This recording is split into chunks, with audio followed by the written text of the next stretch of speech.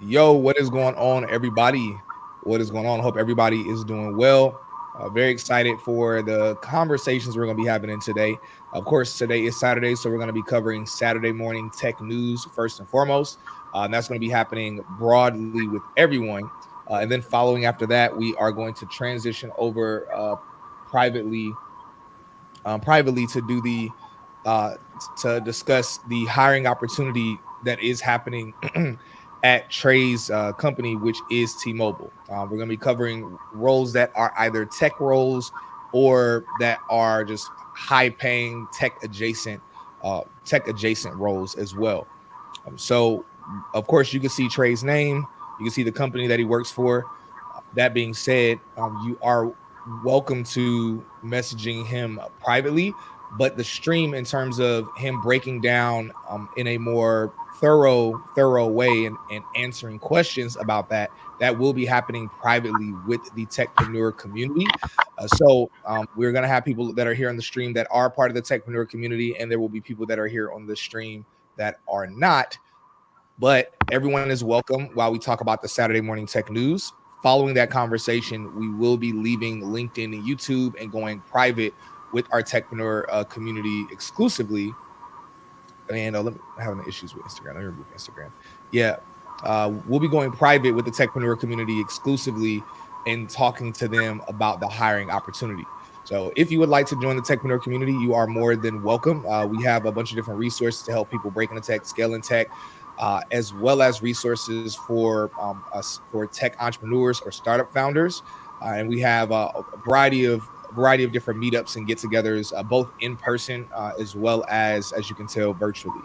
And in order to join the community, all you have to do is just click the drop down. If you're on LinkedIn or YouTube, there is a drop down that you can select to be able to look at the description of this discussion, and you can just click the link and join the community. It's $27 a month, but you get access to recruiters, talent sourcers, and a variety of other things as well. But again, we also do stream online and give out a lot of just kind of free information and free game publicly anyway. So either way, that being said, we are about to get started. Let me just drop something in the community Discord so everybody's reminded about the stream, so nobody beats me up for not giving them a reminder today.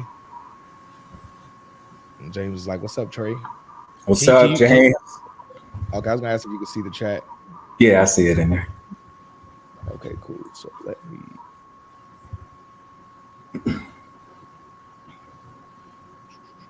uh mm, let me send the invite one more time. All right, super cool. How's everybody doing though? Everybody that's on here right now from YouTube and LinkedIn. Let me know where everybody's tuning in from right now. I'm probably about to put my shades on in a second because this light is crazy bright in my eyes. I thought I was gonna be able to thug it out, but I'm like, yo, this is actually I'm about to start crying.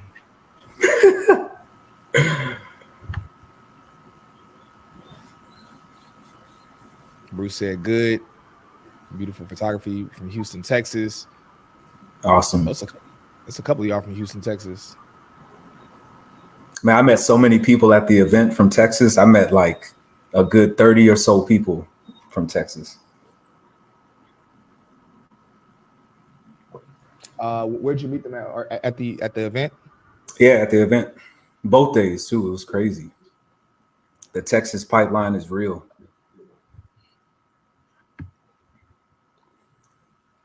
Canada. Nice. Yep, Texas, Akron, Ohio.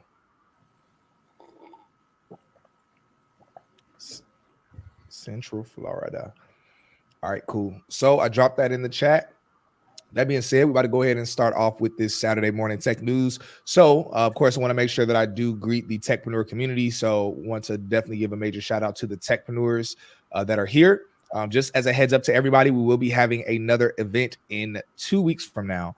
So it won't be Techpreneur Con, but it will be a recurring event that we're going to be doing, or not event, but recurring gathering and networking. There's going to be Techpreneur Saturdays. We're going to be bringing on a lot of different people. It's going to make it really cool in terms of investors, VCs, of course, tech leaders, hiring opportunities, all that good stuff. And of course, some good networking, good food, good mixing, good music, all that good stuff. So that being said, we're going to go ahead and let me share my screen so we can get started with the first bit of conversation.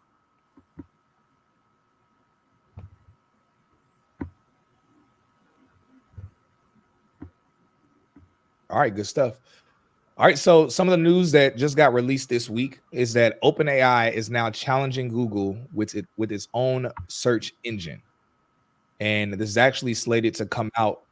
It's actually slated to come out next week, or in a few days, really, to be honest. All right, now this report does come from B-Boom or B-Bomb. All right, so while people are waiting for the next flagship model of OpenAI, new reports suggest that the hot startup might be looking to launch a search engine soon. Jimmy Apples on X, formerly Twitter, shared some information in this regard. He says OpenAI might be looking to release a search engine instead of a model at an in-house event on the 9th of May at 10 a.m. So I've seen a few different posts going around about this, discussing this. Now, of course, we've already seen that OpenAI, most people have been talking about it being something that would eventually replace Google, because it is essentially a search engine, but it's more of an assistant. That being said, now they are actually really directly coming for the smoke when it comes to Google. So reading this last part, and then we'll dive deeper into the conversation. If you are unaware, Google is scheduled to hold its Google I/O event on the 14th of May. This might be a strategy to OpenAI to upstage Google before its annual developer conference, where the search giant is expected to make big AI announcements. Ooh, this is interesting. It's almost like the battle with Drake and Kendrick, where it's like they want to drop something first that's gonna weaken the blow of what Google has coming up pretty soon. But Trey, have you heard about this? What are your thoughts on this? The same thing for everybody else that's in the chat right now. So what do you think about this? Yeah, I live in the Reddit universe and I see this stuff brought up all the time. It's funny, this was brought up about a year ago, but I can't believe that we're here now and it's coming to fruition. But I wouldn't be surprised if Google maybe tried to maybe even acquire OpenAI. I think right now, OpenAI, I think they are owned by stakeholders, or they're owned by like a few not-for-profits. And I know one of those organizations is Microsoft. I think they own 49%. I wouldn't be surprised if, Google just came in and said, look, we're going to buy you. You can still keep your name, but you're just going to be under our umbrella. And, they have the money to do so. But I think what's really crazy is this is going to launch next week, most likely. So, start getting acquainted with it, because, here we go. We got another player in the game, and this is just how tech works. You gotta go with the flow. I know I'm going to test it out. I'm actually going to try to reach out to a few people to see if they could send me out like a test version of it. But it's cool to see. I love a little competition. Yeah, this is very interesting. What do y'all think in the chat? What's up, Tech Job Tina? Let me know what y'all think in the chat, because this is interesting. Apple, not Apple, but Microsoft definitely is the largest stakeholder in OpenAI. They actually started investing in OpenAI before they went viral. So they started investing back in OpenAI, I think around 2020 or 2021 is when they started investing in the company. There was a email that went viral recently, an internal Microsoft email with the executives emailing, talking about OpenAI and if they were going to invest in it or not. And then literally a week later, they invested several billions of dollars into it. So it's kind of crazy. It's like people like emailing me like, oh, we're going to invest in this thing. And then they make a decision to just put billions of dollars into it. This is pretty interesting. I personally, let me know if y'all agree or disagree in the chat, but I personally think that OpenAI might shut Google down. I think we could be seeing not the end of Google, because they'll still be there, but we could be seeing a turning of the tides, because Google has had a complete grip on the market. Really for well over a decade. And so this is really interesting. I don't think Google would buy, in my opinion, I don't think that they would buy OpenAI for a couple reasons. One, because I know Google has invested in their own AI technology. They had Bard, which I don't think is a thing anymore, but now they have, what is Google's AI? I actually have it on my phone. AI. Y'all let me know in the chat what Google's AI is, because I don't know why I can't think of what it's called right now. I actually have it on my phone, but I cannot remember what it's called. So yes, I know Google has invested billions of dollars into their own AI technology. At this point, it looks like everyone's just trying to create their own. Apple's creating their own. Tesla, obviously Elon Musk, they're working on their own right now. We're going to talk about that a little bit more later and how they're using it in a unique way. Yeah, Bard, but Google has something. Gemini. Gemini. Yeah, I think they changed it from Bard to Gemini, or those are two different things that they have. But I haven't heard anyone talk about Bard in a little while. So it's pretty interesting to see. Let me know, what do y'all think? Do you all believe that you eventually would switch over to using an AI search engine, or specifically OpenAI over Google? Because obviously Google is going to do the same thing. They're going to change their regular search to become an AI assistant search. But do you all think that Google is going to not fall off, but that OpenAI / Microsoft are going to end up topping Google when it comes to search? Or do you think Google is going to stay in the lead years, 5 years, 10 years? Here's what y'all think about that. Trey, my question is, yes. So I know that, correct me if I'm wrong, I know that you're not working you haven't worked a technical role in tech, correct? I did a little bit of technical stuff when I was working in Germany, but nothing too crazy, nothing development wise. Yeah, okay, cool. So my question is, and I know we got a few developers in the chat, and even people that are rewatching this, let us know in the comments. My question is, because I'll probably could say most developers, at least that I know, they've used Google plenty of times to debug some code or to fix some technical issue. Even those that are senior level, staff level, have used Google to find the answers, or went into certain chat groups or platforms to look up an answer to something. I wonder if they're now going to shift from Googling things to using AI to find the answers. Because if AI is now going to be both the search engine as well as the assistant, where it won't even just tell you how to decode something or debug something, but it will actually give you the code or give you the information like an assistant. I wonder if that'll even help the changing of the guards in terms of who's leading the pack. Yeah, I think, time is of the essence right now. People just want their jobs to be as simplified and streamlined as possible. And, I use OpenAI at work on a daily basis. I use ChatGPT.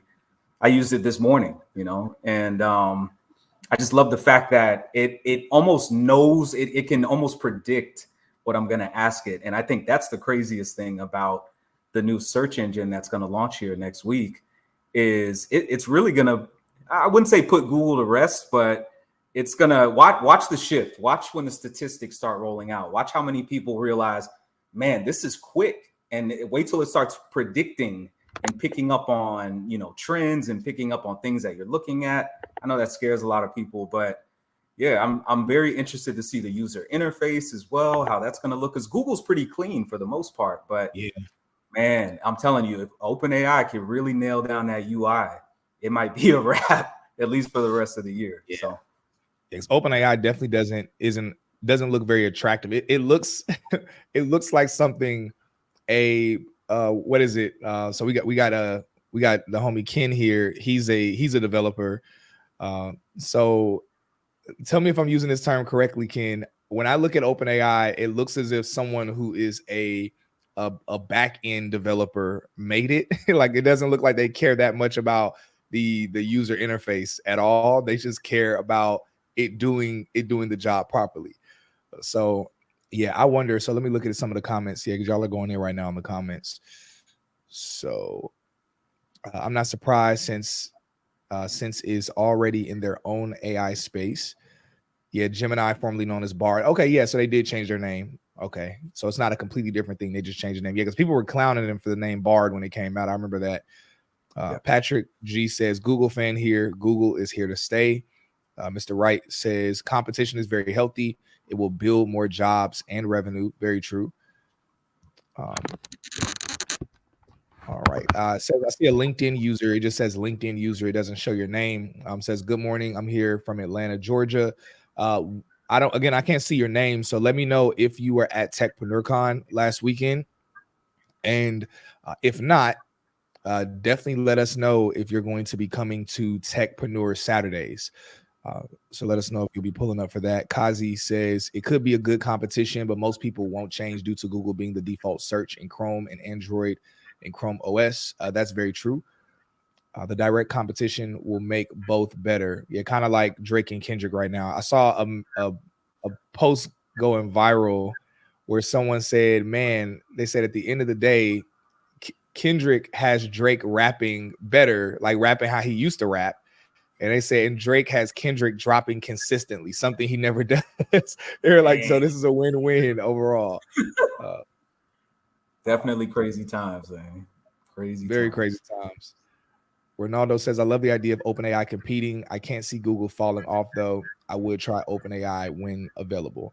Mighty Savage says it depends, but I do find Gemini more restrictive. This likely will be the same for OpenAI as well. Ooh, Ken says Gemini. He thinks Gemini is going to take over. Ken says OpenAI has everyone on notice. What's up, Gregory?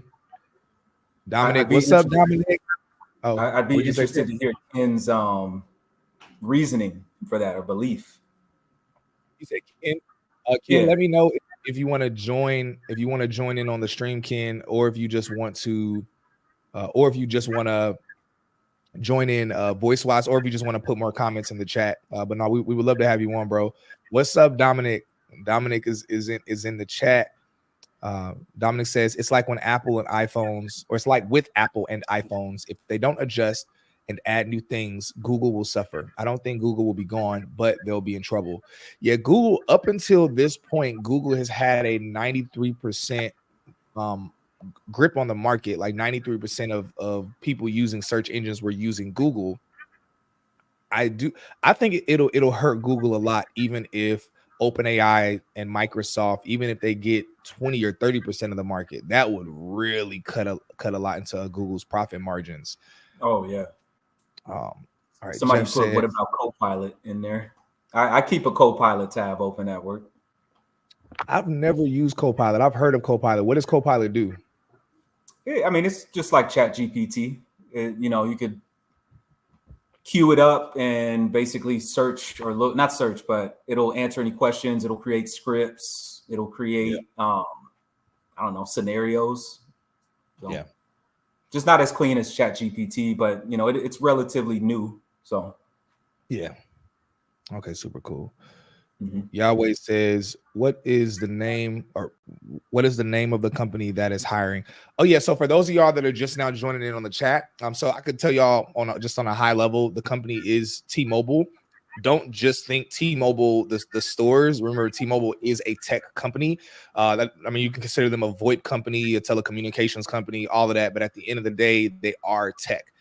And so they're hiring for a large variety of roles right now. There was not an exaggeration in the title of hiring for about 2,700 roles. There's a large variety of roles that they're hiring for. That being said, in terms of us breaking it down, answering questions about the roles, answering questions about how to actually apply and get that internal referral and what the interview process looks like and how to really stand out, that will be happening privately with the Techpreneur community. So there's a combination of people that are on here right now that are in the Techpreneur community. So we have techpreneurs that are on here, and then we have, of course, YouTubers, LinkedIn people that are on here as well.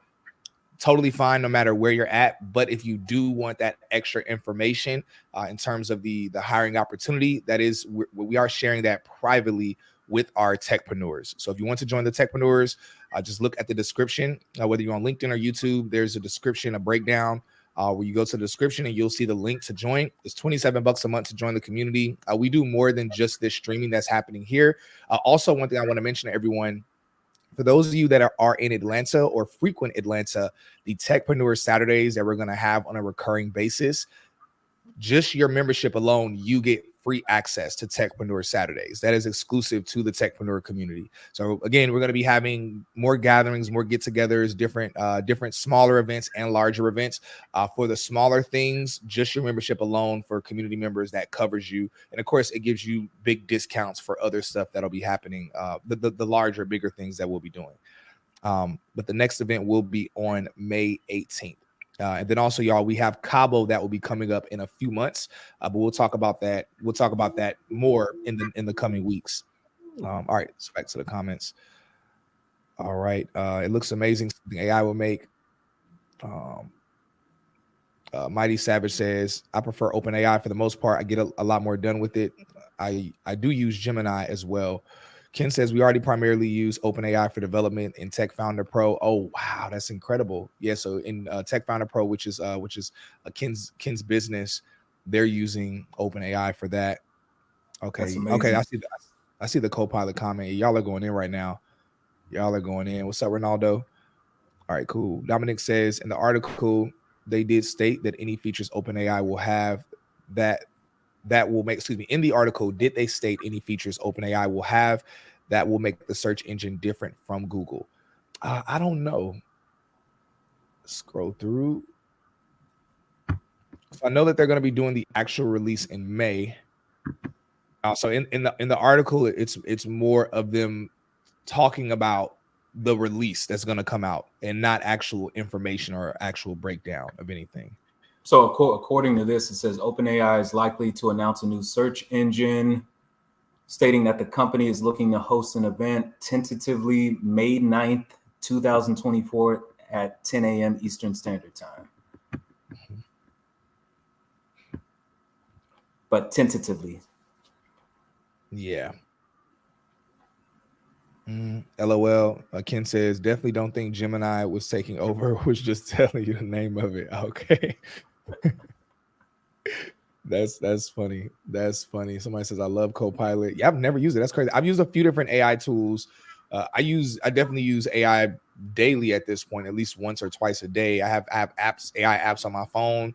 And yeah, I mean, full disclosure, Tech is the New Black. For those of y'all that watch the podcast, the intro to Tech is the New Black, when I'm doing the intro for the guests, even the intro to Ken's episode, because Ken was a guest on Tech is the New Black, the intro is actually co-written by AI.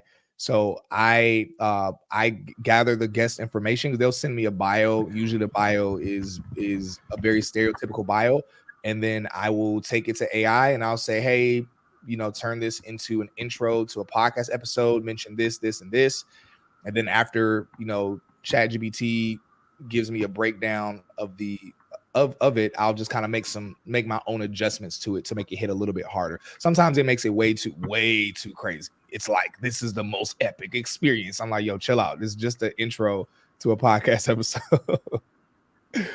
Ken says, how do I join the conversation? So Ken, if you click the link that we put in the link that I put in the Discord, that link should bring you on, and you would just you have to join specifically through that link. Let me see if I can. You'd have to join specifically through the link that I put in the chat. There might be too many people on here right now, because it does have a limit of 10 people that could be on at once, but I don't see 10 people on here right now in terms of people that are in the background waiting room. All right, cool. All right, y'all. So let's go ahead and shift over to the next topic of discussion. So this is really good.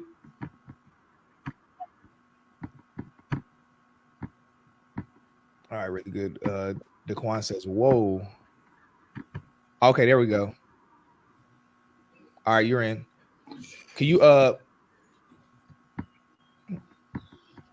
hear us? Yeah, I sure can. Is this okay, thank you. Yep. Yo. Hey, what's up, boys? What's up? All right, you can go ahead, bro. What were you gonna say? Ken? Yeah, man. First of all, I'm glad to be on with you gentlemen. And some of the things that you were talking about were real interesting. Oh, I wanted to circle around to talking about Copilot. So Copilot is used for assisting development. It's a very, very valuable tool. It's primarily used for for assisting with development. It's made by GitHub. It's called GitHub Copilot. So what it Yeah. allows is like it pretty much predicts what people are trying to do within the context of their app, and goes ahead and it generates like the code that people are, that it's assuming that people will use, and it actually Mhm. does a very good job of it. So it's able to track, based off of different files, based off of what it looks like you're building. It just suggests, what a chunk of code that you'll most likely be needing is, and from there, you just click the tab button and it generates it. So it's pretty incredible. Wow. Yeah, I Yeah. just used GitHub for the first time about a month ago, and by use it meaning that somebody Let's was guiding me. go. Yeah, I was like, yo, this is it reconfirmed for me that I do not want to be a developer. I was like, yo, I just, yeah. I was like, man, as I feel stupid again. Yeah, it's wizardry, man. You leave the wizardry to the wizards. Yeah. But Matthew. yo, man, the other thing that was really cool is just talking about the competition between OpenAI and Google. One of the things that I see, and really I think that Apple should have been in this, but they just been asleep at the wheel, man. I mean, for them to have Siri and for them to not have already been thinking about the way that they can be ahead of this and be able to hijack, the trend, was really a surprise. But yeah, I think that the future of all of the my cat always likes to say hi whenever I'm on camera.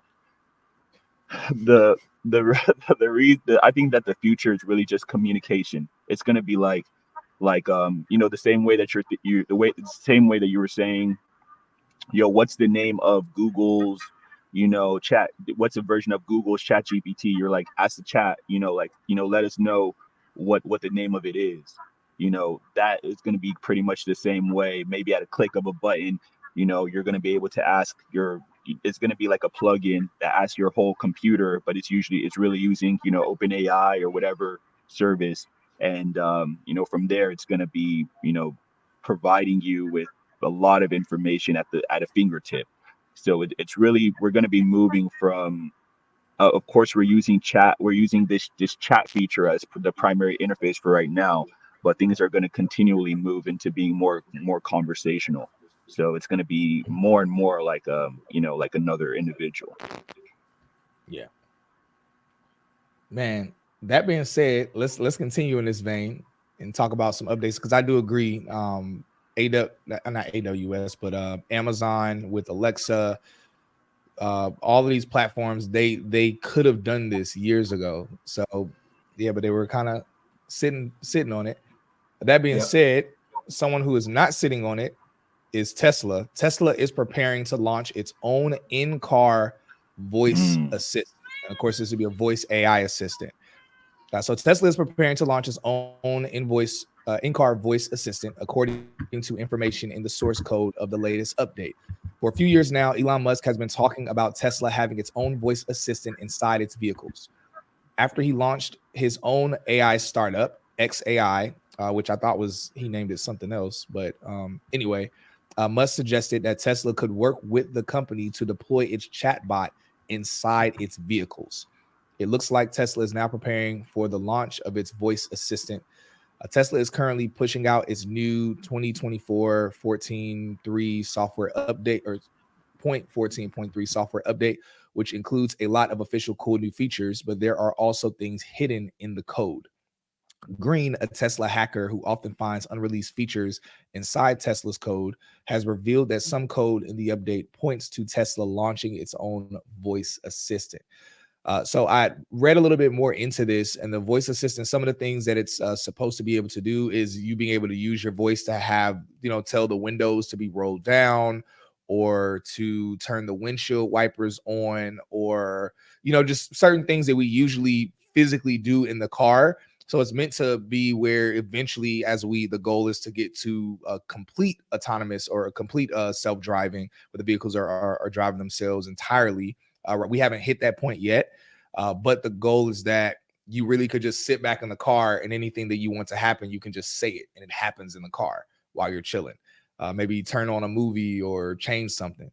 But what do y'all think about this? Is this something like, I mean, do y'all like the idea of not having to use anything or touch anything in the car and things just happening just by voice command? And how realistic is this? Do y'all think that this will actually happen?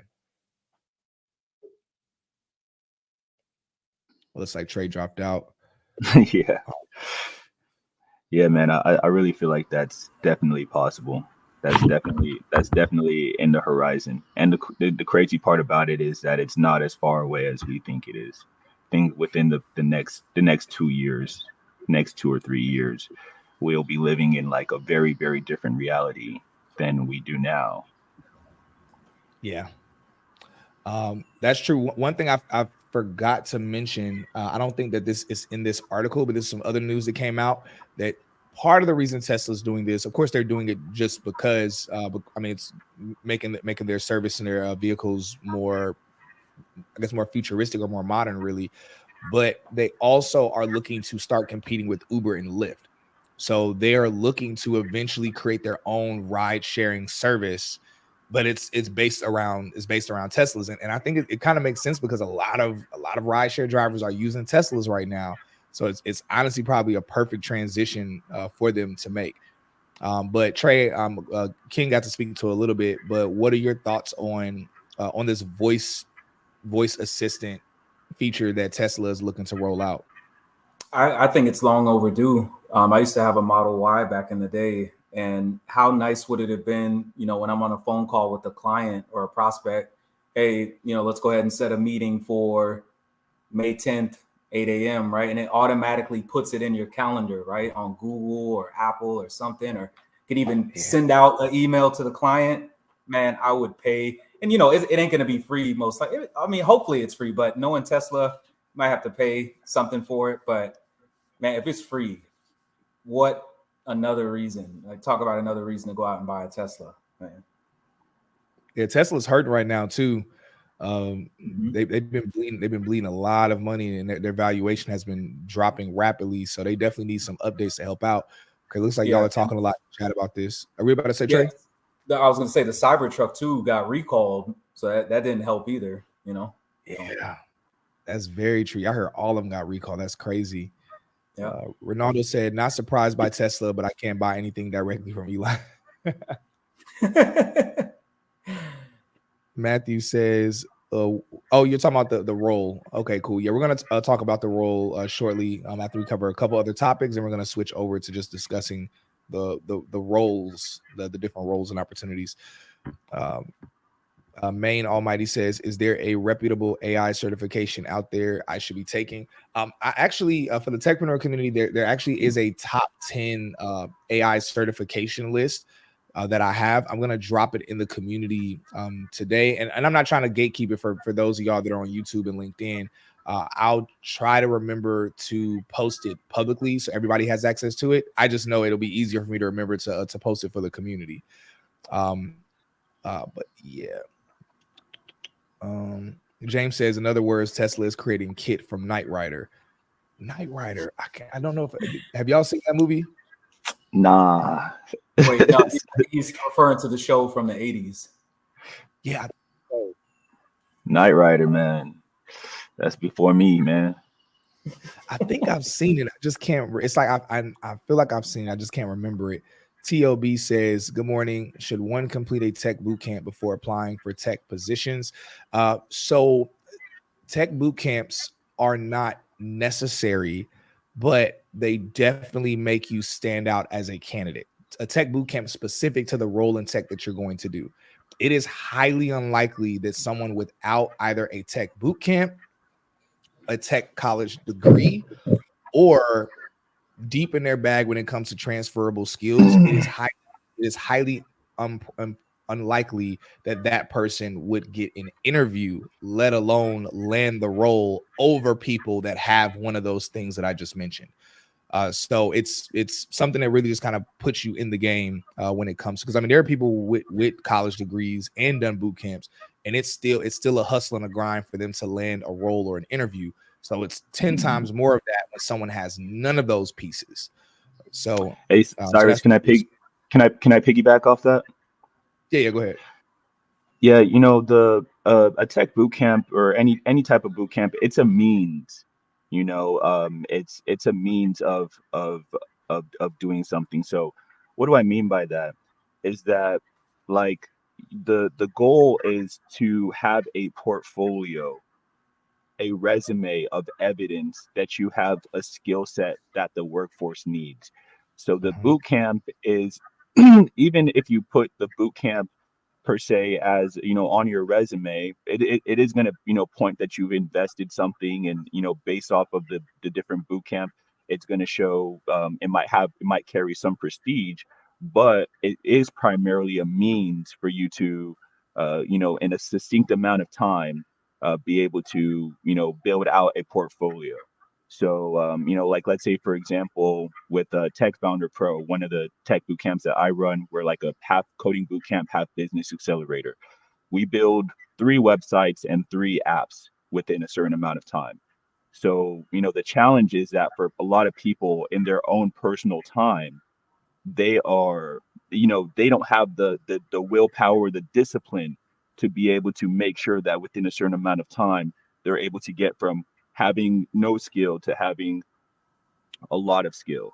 So, just to keep in mind that whatever tech boot camp that you're going to, that it is actually, you're considering what is the goal that you're trying to get to, and what is it, how is it structured to be able to make sure that I'm reaching the goal that I'm trying to get to. Yeah. Hope that makes some sense. Yeah, I was going to say to piggyback off of that too. I've been in the tech industry for 10 years now, and I'm actually in a boot camp. I have a college degree, I have Hmm. an MBA, but I decided, you know what? You can never learn enough. So, I started learning about the boot camps, and I was like, man, what? It's not going to hurt anything by attending one. So I just decided to dive headfirst into one. I graduate in June, and I tell as many people as possible, if it comes down to college or boot camp from somebody that went to college and is still Yeah, paying off absolutely. those loans, Yeah, boot camp is the way. Seriously. I tell all my family, I tell my friends, I tell strangers on the street. I'm even going to tell my son when the time comes, like, absolutely. definitely consider a boot camp. And the intimacy in a boot camp too, you can't beat that as well. Because for Hmm. example, right, I live in Florida, University of Florida. If you go to a business school, your classes are going to have over 1,000 people. How do you expect to really connect with the curriculum if you're just a number, right? Boot camps give you that intimacy that I think a lot of people yearn for, and you're going to get some really great intangibles that you're going to use on a daily basis. So, Yeah, absolutely. yeah. Yeah, big facts. I actually am in a boot camp right now as well. I've been announced that publicly to people, but I'm taking a different course because I want to switch roles in tech. So even though y'all know I've been in the industry for a while, at this point, I'm not working a job in tech. Everything that we've been able to do has been through a lot of sponsorships and just all the stuff that we're doing with Tech as a New Black. But I'm gonna be real, y'all. I've gotten bored. I miss working like a job in tech. So I'm like, y'all want to get back to the industry, but I want to do something different now. So I'm taking a different boot camp to get a completely different job or role in tech. And I'm gonna be announcing it and kind of telling everybody, okay, what this new transition was like, what I'm doing. Yeah, So that way people can kind of see like, okay, what it looks like from this other angle or this other type of job or role in tech. So That is appreciate that. amazing. Andrew. That is yeah, that's amazing. fascinating and also inspiring for both of you. Both Yeah. of you already being, well established within this tech space, within this game, and just knowing that it's always a great investment to continue to learn. Like you guys are, we're all, and even myself, I was, pigging back on just investing and learning more. I just invested in, taking some more classes off of, I think it was off of Fiverr. Somebody had an offer of taking some classes, doing some excuse me, some more data science, and some more just getting deeper in Python for one of these, and I was able to do so as well. So yeah, the education, you always want to invest in your education. Tech boot camps are incredible one, and you want to just make sure you're selecting the right one and making sure that they're delivering the correct output. Yeah, Yeah. big facts. Big facts. Somebody said we're a little young if we know about Knight Rider. Hey, that's probably the truth. I take it. I take it. Let's see. Tech Job Tina says Knight Rider was the ish. My big bro got a trans AM because of that show. My bad. I saw trans and I was like, wait, hold up. What you talking about trans? TLB says excellent knowledge. Thank you, gentlemen. Hey, God bless you too, bro. Trey, with the rise in cyber attacks, I feel uneasy with AI being so deeply integrated into the cars. That is true, because now with AI in the car, if something is hacked, like your car is really hacked, they could cause a lot of accidents. It could be something crazy. Dang, that's deep right there. Pause. Man, no Diddy. No Diddy, no Diddy. All right, y'all. So let's get to the next topic of discussion. So I think this is It pretty was cool. great talking to you, gents. I'm gonna actually have to bounce off. I got Tech Founder Pro in an hour here. Great to talk to you guys. Take care, bro. brother. All right, cheers. I'll see you in Cabo. Hey, let's do it. All right. All right, y'all. So next topic of discussion. So 2024 summer release, Airbnb introduces icons, extraordinary experiences from the world's greatest icons. So Airbnb is introducing a new category of extraordinary experiences hosted by the greatest names in music, film, television, art, sports, and more. Icons lets you step into worlds you've only ever dreamed of. Drift off into, they're making this sound real cute, like real deep. Drift off in the Up House, spend the night in the Ferrari Museum, hang out with Kevin Hart. Today, we are unveiling the first 11 icons on Airbnb with new experiences dropping around the world throughout the year. So these are some of the examples of icons. So essentially what they're doing, we all know, we're all here familiar with Airbnb and what they do. But of course, throughout the years, they have been, a lot of their locations are gaining popularity based on the uniqueness of it and based on the experience. Like Airbnb now has really become, it's like two sides of it, where you have the side where, okay, you're just looking for an apartment or a place to stay in or a room. But then there are other people that go to places and they're looking to stay in a specific Airbnb that's giving them a specific experience or a specific aesthetic. And now it seems that they're going way further with that. So we see this example here with the house from Up, which is an animated show that not show, but movie that I have actually not seen yet. It's one of the few that in my mind, it's my bucket list to make sure that I watch this. So they have a bunch of different examples. And here are a few of them. So the X-Men, the X Mansion is the one that I actually would want to go and stay at. Wow. That would actually be pretty cool, especially right now with how X-Men 97 is doing. That show's been doing numbers. Let me know in the chat if any of y'all have been watching X-Men 97. But y'all know Airbnb has really been, I'm not gonna say falling off, but they definitely have not been doing well these past couple of years. A lot of people call it Airbnb bust. Where it's like the Airbnb bubble has like really burst, which I thought Airbnb was a business that I thought it was unstoppable. But again, there really is no such thing as an unstoppable business. Anything can tank given the market and given what's happening. But do you all believe that this is something that people actually want? Or do you think that this is something cute that nobody really cares for? I think personally, this is going to help Airbnb in a huge way. And I'm glad that you mentioned the fact that no business is perfect or unstoppable, because I know I used to live in Hawaii. In the island of Oahu, they actually banned Airbnb. So we talk about one of their biggest markets, right? One of their most profitable places. Everybody wants to be in Hawaii. You can no longer own an Airbnb. And the people that try to own an Airbnb, you're smacked with like a $20,000 fine. And you also, I think the business gets hit with the fine as well. So I know me, I've got over 250 stays on Airbnb. I've hated the direction that the company has taken for a number of reasons that we won't talk about here, but I love this concept. I'm looking on here right now. You could stay at Shrek Swamp. I see Barbie's Dream House on here. Bro, take my money. Like, talk about an amazing experience. Just take all my money. This is going to help. And I'm going to keep an eye on their stock price too, because people they love pop culture. They love experiences. I'd say they actually value experiences more than the actual property itself. So yeah, I think this is going to help them in a number of ways. And man, whoever came up with this concept, they deserve a lot of kudos. Yeah, I definitely think this is pretty cool.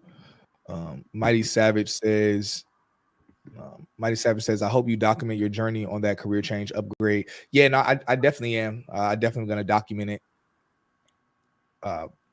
Patrick G says, I'm starting to dislike No Diddy. Yeah, I feel that. Sometimes I feel bad for saying it because I'm like, yo, that man's going through it right now. But it's like, My apologies.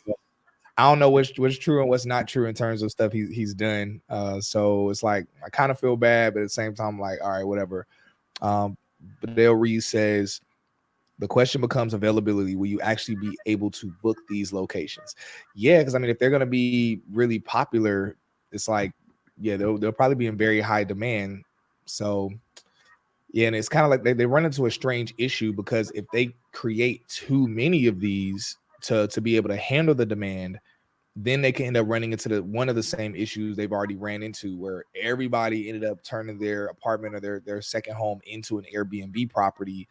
And now there are so many Airbnb properties that it's like a lot of the properties are empty because there's too many places to choose from. Like I'm going to Philly next week because I'm going to be I'm one of the hosts, not hosts. I'm interviewing at a tech conference called Diversitech that's in Philly, and I haven't gotten my hotel room, like my Airbnb yet. Why? Because I know there are going to be Airbnbs available. Most times I travel, I don't even book my Airbnb until my plane is landing in that city or country. I've done that multiple times. And so it's like, you never have to question if there are any available. It's like there are plenty available. So it kind of, I wonder if they'll run into the same issue with this. So, Vidal, I love your question where you're coming from the angle of will these even be available? I wonder if at some point they will have too many available, and then it'll be something that will just kind of lose its flair. But in the short term, I think this is really cool. Yeah. Really cool. Frondeur, is your name pronounced Frondeur? I want to make sure I'm pronouncing it properly. Justin Booker, okay, aka Justin Booker. All right, so I just say Justin. But he says definitely the people who thought that up were thinking outside the box. Yeah, that's very, very creative and very cool. And it's dope because as a business, they leaned into something that they saw people were enjoying. Because really, this is cool because they technically learned from the Airbnb hosts. The Airbnb hosts were the ones that were creating these unique experiences. And Airbnb realized, okay, these unique locations and experiences are gaining a lot of attention. So why don't we like capitalize and make this a larger thing? So I think it's pretty cool that they got to test that their own clients or hosts were testing the market for them, showing them that proof of concept before they actually built something like this out. One of my good friends who's here in Georgia, he has one of the most popular Airbnbs in Georgia, where he's built a tree house. And it's a really cool tree house. It's like a whole experience. It's more than just a tree house. It's like really an entire experience. And so, yeah, we definitely see this being a thing. I'm interested to see what their pricing model is going to be, because I don't know if there's anybody that's familiar with the Walt Disney Company. At Disney World, they had an experience where you could basically like board a spaceship, and it was a full immersive experience. You couldn't even see the outside world. The issue that hurt Disney is it was like $10,000 a night. And the people that could even afford it were like, you know what, I'm not going to pay that much because what am I getting for it? And then I think once the influencers came, that was the final dagger, because people were like, this is not worth it at all. I'm paying $10,000. I'm barely seeing characters. It's not as immersive as I thought it was. So I think if they could find a way to put it at a price point where people will pay for it, right? Because Star Wars people, bro, they will pay money for an experience. If I could board the Millennium Falcon, I will pay $1,000, $2,000, $3,000, whatever. I'll pay whatever if I could be there, So people will pay for certain experiences. So I'm interested to see what the pricing is going to be. And honestly, follow me. I'll test it out. I'll do one of these things and see how it is. So. Do y'all think with the techpreneurs, Do y'all think we should do an event or a gathering at one of these? We should like find one and book it out and do something in one. We just got to find one that'll be really, really cool. Badil says $1,000 lightsaber. That's funny. That is Mighty Savage says, what about regulations in some cities? What about regulations in some cities crack down on short-term rentals, potentially limiting high-end property availability? I don't know why I'm struggling to read this and understand what you're asking. What about regulations in some cities crack down on short-term rentals, potentially limiting high-end property availability? I feel like there's a comma or something somewhere that I'm missing. Yeah, I think I understand what they're saying. I think they're Mighty Savage. I think you're basically saying what can or how can Airbnb combat sort of the red tape that exists for a lot of these properties and for the Airbnb business model, kind of piggybacking off of the Hawaii situation that I was mentioning earlier. I mean, really, all it's going to take is a few politicians to be like, look, this is an opportunity that's going to help the market. And, it'll bring money to these cities. It'll get people to come and do things in these cities. Cyrus is going to Philly, for example, right? That's going to help the economy out. So why, as a politician within a city, would you want to hinder tourism? So, yeah. TLB says, for those of us who live that 360 VR experience, or for those of us who love that 360 VR experience, will be another level. Yeah, very true. Yep. Yeah, perhaps they should cycle themes based on the time of the year and genre. Yeah, I agree entirely. That would make a lot of sense. Bro, imagine how much money people would pay for like a Harry Potter experience, right? People would pay, man. These fan bases, they're going to pay. So that is true. That is incredibly true. Yeah, man. It's interesting. We're going to see how this goes. I mean, they're releasing it, but we're going to know probably in about a year or two if this ended up being a bust or if this ended up being something that really saved Airbnb. Kurt says that's not stopping anybody from going anywhere, not getting an Airbnb. Yeah, true. All right, you also got one last piece of news, and then we're going to shift over to the hiring opportunity that is happening at Trey's company. All right, so we actually got a couple pieces trying to determine which one of these are we going to do. Yeah, let's do this one.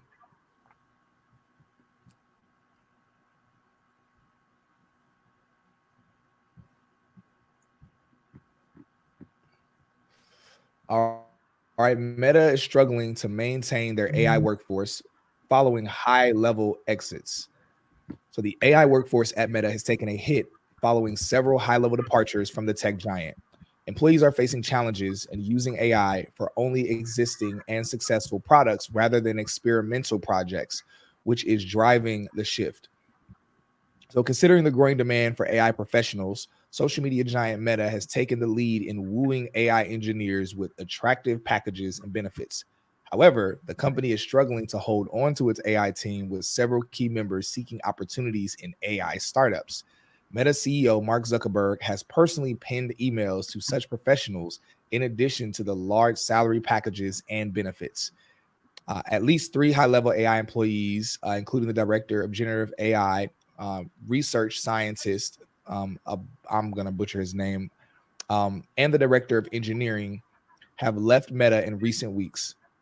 So we can continue reading through here, but basically what's been happening right now, Meta's been experiencing this more than anyone else, but most of the tech companies are experiencing this in general, that a lot of these AI engineers are saying, hey, why am I going to help you, your multiple billion-dollar company, build out this AI when I have the brain to do this and I can collaborate with my buddies? We can come together and we can create our own startup, and our startup can be worth at least hundreds of millions of dollars. And instead of me getting even if it's a $500,000, $700,000 a year salary and bonuses and even other incentives, why would I choose that over making tens of millions, hundreds of millions of dollars myself? And so this is what a lot of these companies are starting to deal with right now. I mean, we all see the many AI startups that are being created. It's really the gold rush right now, but I don't even want to say the gold rush, because the gold rush, the only people that really got rich during the gold rush were those selling the shovels. But this is something where people really truly can get wealthy off of. I know many of you know about that. I was a co-founder of Octopi AI, that launched last year. I ended up leaving my position from Octopi because of some reasons, but ultimately I didn't feel like there was enough transparency between what the technology like could actually do. And since I was the face of it, it just wasn't a good look, and it wasn't, in my opinion, it wasn't doing everything that I personally wanted it to be doing for people at the moment in time. So either way, I left the company. Octopi just sold about 2 months ago, and it sold for almost $1 million. And so just that being said, it's like, okay, you create a business, leveraging AI, and in a year you're able to sell it for $1 million. It's like, that's pretty impressive. And so more when I'm not an AI engineer, no one that were leadership on our team were AI engineers, but we were leveraging other engineers that were able to help us out in terms of building it out. So this makes sense. This makes sense. What would you all do? Would you prefer, because I know we talk about working a job in tech, but would you prefer, like, let me ask this: how much would you have to be getting paid by Meta to not leave and create your own AI startup? Or would you try to help them create theirs and spend part of your time working on your own as well? Great question. And I don't even know if I would prefer to get paid in stock or, actual money, but I would choose the entrepreneurial route. I don't get me wrong. I love the big tech company I work for, but I own my own business outside of that. And I love my business more than I love the company I work for. So I think the idea of entrepreneurship is attainable for a lot of people. Cyrus, we've seen your metamorphosis, and it's something that I think is attracting a lot of people. And I think the biggest fear for people that work for these big companies and joining their own is like, oh my gosh, I have something to fall back on. People that work in tech, they will always have something to fall back on. It doesn't matter. Yeah. We network, we have the skills, we have the abilities. I would always say go the entrepreneurial route, start a company. If it takes 2 years to grow a product, to create a solution, do that, sell it, and then just keep stacking. I can't remember who it was, Cyrus. I think it might have been Hillman, but he was saying, like, man, just keep growing, just keep moving and keep shaking and keep growing. The opportunities are there, but if you could do it on your own, or if you have a team of individuals around you, that's even better. Yeah, very true. I agree 100%. What does it say? What are we talking about? Bond Powell says money and stock, cash flow and stock as a long-term investment. Dominic says all depends on your mindset and if you want to do it. Yeah, that's very true. Yep. Vidal says you'll never get the same returns, and you're not guaranteed to still work with the company after a decade. Yeah, that's very true. I mean, we all know what's going to happen after the AI boom starts to calm down, and after most of these companies have their own version of generative AI built out. Then are going to come the cuts and the layoffs, because at that point they're not going to need as many people to sustain it or to build it on top of what's already been built. So Ronaldo says entrepreneurship would win out, but not everyone has the business acumen to succeed. That is very, very true. That's incredibly true. Yeah. All right, good stuff. All right, y'all. So that being said, we're about to go ahead and transition over to discussing the hiring opportunity or opportunities that are happening at T-Mobile. Before we go private with the TechPreneur community, I can announce that at least a couple people, or at least one person from within the community has gotten hired. They recently got an offer from T-Mobile. And there is a second person. I'll allow Trey to speak to this more, but there's a second person. He gave me an announcement about a second person as well. So Trey, can you speak to those really quickly before we fully transition over to the conversation? Yeah. So first and foremost, if you guys want to talk to me, I've got a great open door policy. Connect with me on LinkedIn. My name is Trey Gonzalez on LinkedIn. Yeah, so basically people just hit me up on LinkedIn and they were like, Trey, I saw you in the TechPreneur Con, or I saw you at TechPreneur Con, or Trey, I saw you in the episode with Cyrus, and it's great. I've been a part of the community, but I've been struggling somewhat to break in. How can I do it? And I literally just took about 30 minutes of my time to connect with those individuals. We, talked about what their goals were, what they wanted in life, and we just connected, kind of how we're doing now. And I told them, look, this is the blueprint. I literally gave them the blueprint because I've been in the space for 10 years. So I know exactly how to navigate this industry specifically. And, they literally did everything I said, and they got interviews. T-Mobile, you usually only interview about twice, but they got their interviews. One person got a role. There's actually about 5 people that are interviewing. I only told Cyrus about 2, but there's about 5 people that are interviewing right now. And they're getting in.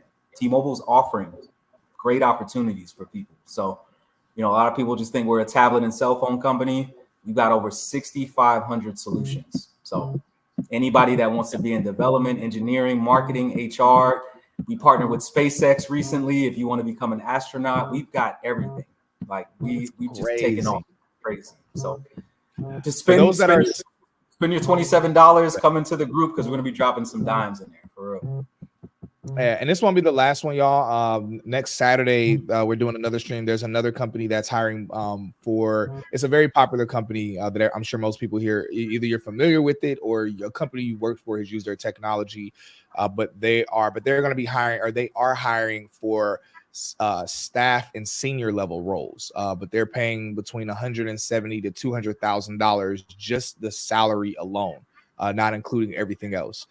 So that's something that we're going to be talking about next Saturday for those of y'all that are more senior level. And they specifically, for the roles that the mass hiring that they're doing, it's specifically for Black and brown people and women. So that's what they're targeting when it comes to that. So someone from within the Techpreneur community actually brought that to us. So we're going to be streaming next week. And that way we're going to be directly able to connect you all to that hiring opportunity. Those of you that, of course, fit that senior or staff level experience. Trey asked, how do we sign up? So if you look at the description underneath YouTube, you will see the link to be able to sign up to join the community. For anybody that is watching this later, if you end up missing the private stream we're about to jump into, you will be able to rewatch this. So all of this is being recorded. We're gonna drop this. We're gonna post this link, the rewatch link or replay link in the Techpreneur community once everything closes out. So you don't have to worry about missing out on anything. Obviously, it's Saturday, so no one has to fear if you're not able to apply today, or if you have to wait until tomorrow to apply, or even Monday, because I don't know if you know this or not, but most recruiters are not they're not looking in their company portal on a Saturday. They're usually taking their weekends off. So nobody has to worry about missing out on the opportunity if you don't apply today or even tomorrow. So that being said, we're about to go ahead and go private with the Techpreneur community. Yeah, man, this has been a really good discussion. Thank everybody here for tuning in for the Saturday morning tech news. And I bid you all adieu. So I'm gonna go ahead and drop LinkedIn and YouTube off right now.